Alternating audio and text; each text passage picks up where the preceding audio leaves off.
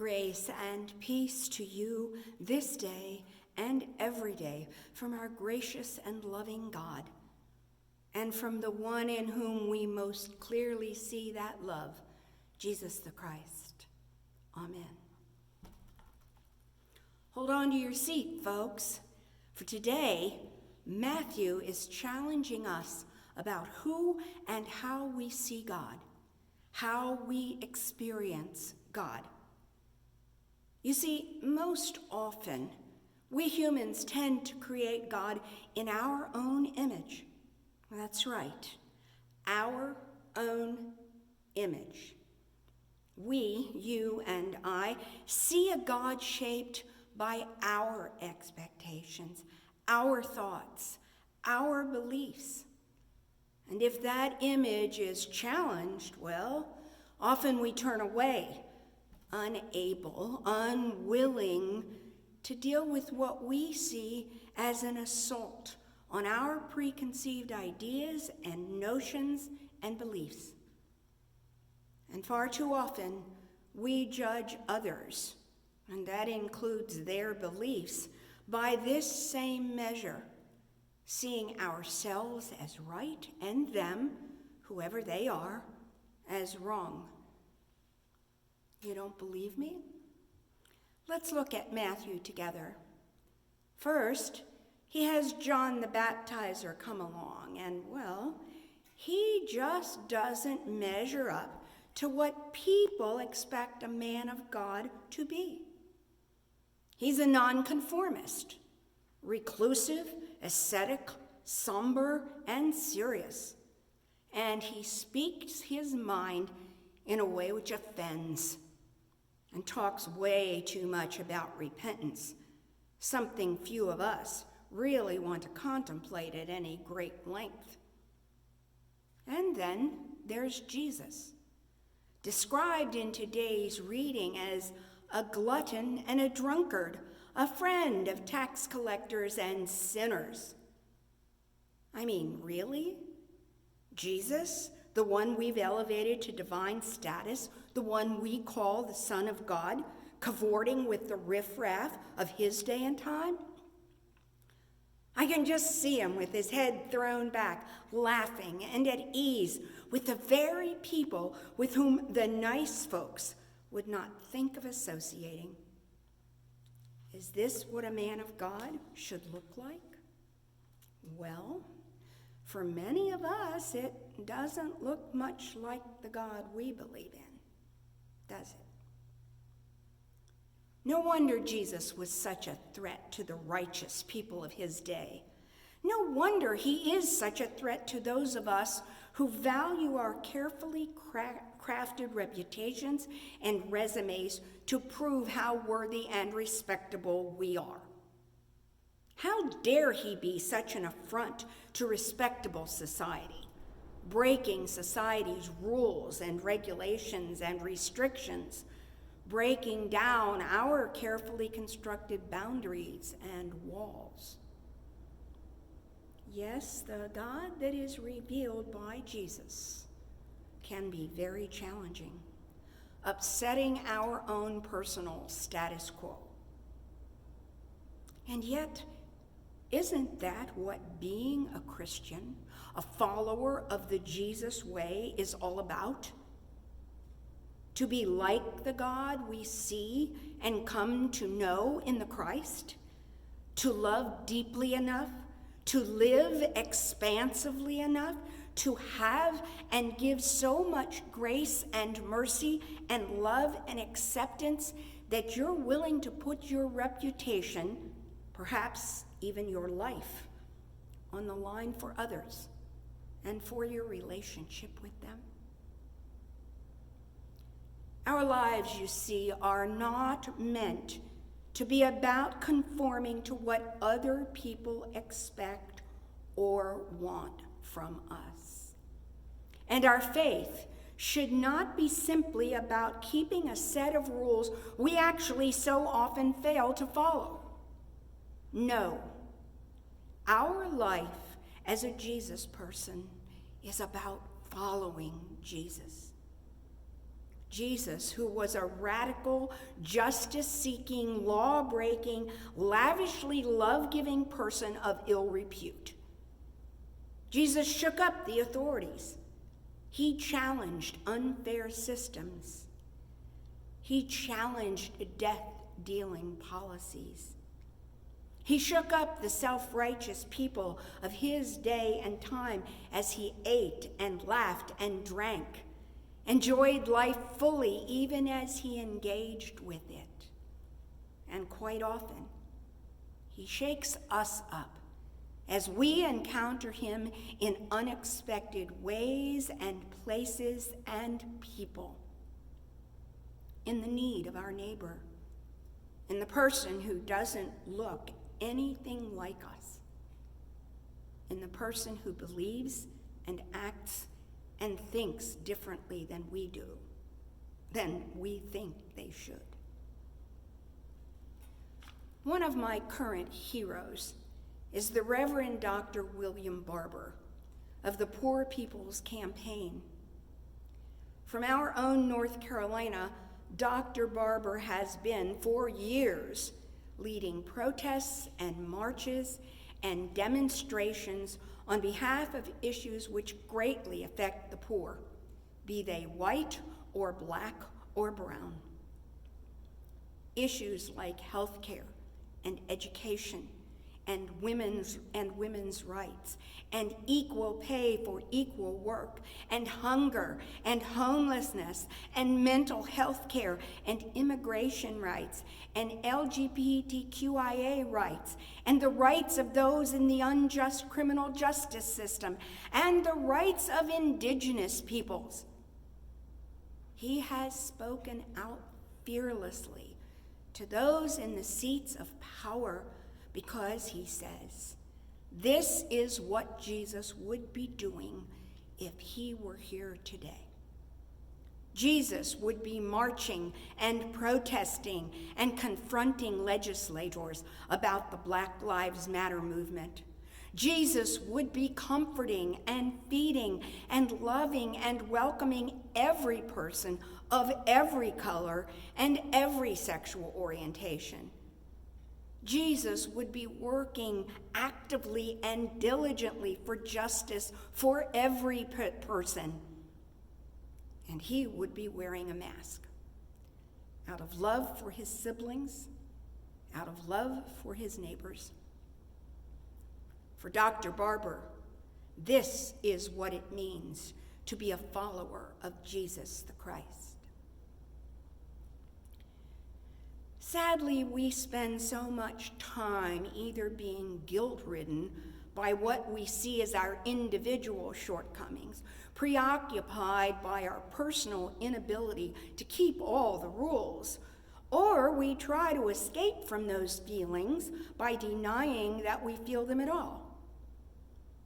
And this causes us to fail to see how we all, each and every one of us, each and every one of us is contributing to the larger systems and structures in our society, in our nation, that dehumanize and harm those also created in God's own image.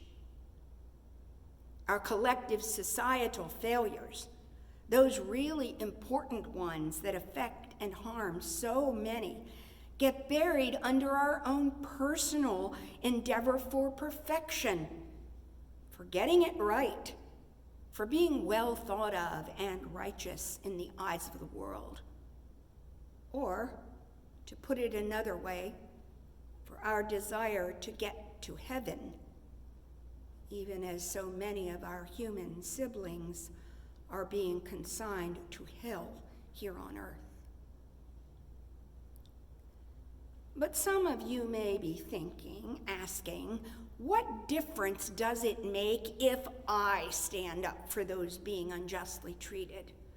What difference can I possibly make by working for fairness in our police and criminal justice systems? What difference if I make my voice heard in support of policies and programs which assist the poor and needy in my city and state? If I support the public school system and the teachers working to educate all children? What difference does it make if I stand with my LGBTQIA siblings as they work for equal rights and recognition?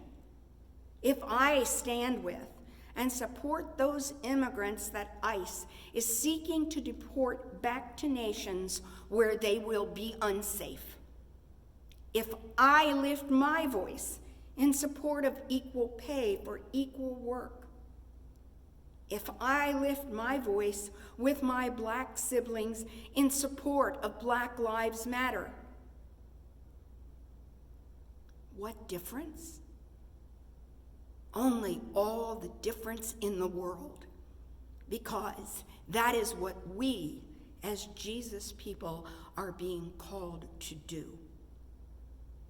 Of course, if we're being honest, we must admit that we are part of a culture hungry for profit and possessions, that we are all too easily wooed and impressed by power and status and celebrity and money, that we who are white are in the thrall of white privilege and white fragility. And all of this is not just as individuals, but collectively. Too often, we are willing to look away from injustice, hide behind the crowds of anonymous faces, and ask, who, me? When challenged to care and to act. Following Jesus the Christ is hard. Make no mistake about it. It's risky. It takes a measure of courage and commitment, which I know I certainly don't always possess.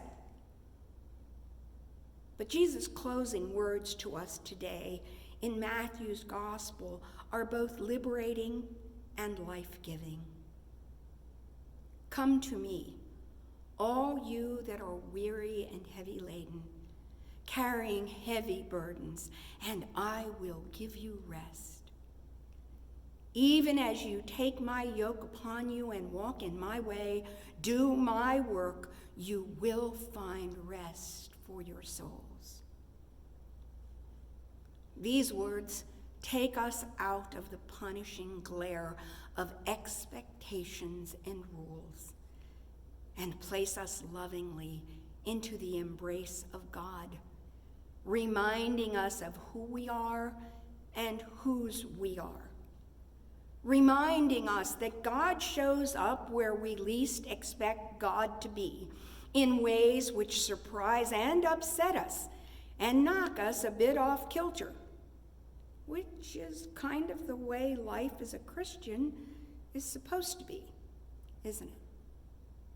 Not safe, not easy, not walking the well-trod path, but daring to respond to the beat of a different drummer who strides on ahead of us, head thrown back, laughing and calling us each to follow, calling us each by name. For just as Jesus liberates us from our own personal shackles with his welcoming, accepting, forgiving love, he frees us from maintaining the status quo. He dares us to dare to dismantle systems which treat our siblings unjustly because of race or age or immigration status or sexual orientation or poverty. He calls us to live in the world as people of faith. After all, the world needs us. But not to be of this world, in the sense of conformity to what is generally expected and accepted. Instead, we are challenged each and every day to be reformed into the image of Christ, to create change and transformation in this world with the help of a gracious and all-loving God. Christ calls us to put on his yoke, which he calls light. And it is, because we're sharing the load with another, with many others. A reminder that we are not in this endeavor of discipleship and reformation and reclamation and pursuit of justice alone. And the God who loves keeps showing up in unexpected, unlikely places and people, calling us to discover the divine and the holy in ourselves and in others, to find our lives by giving them away.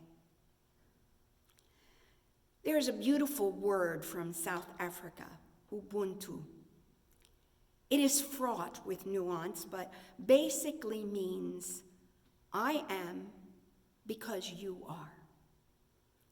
In other words, at the very heart of our identity is the recognition that there is a mutuality, a relationship that is necessary to our very existence as human beings.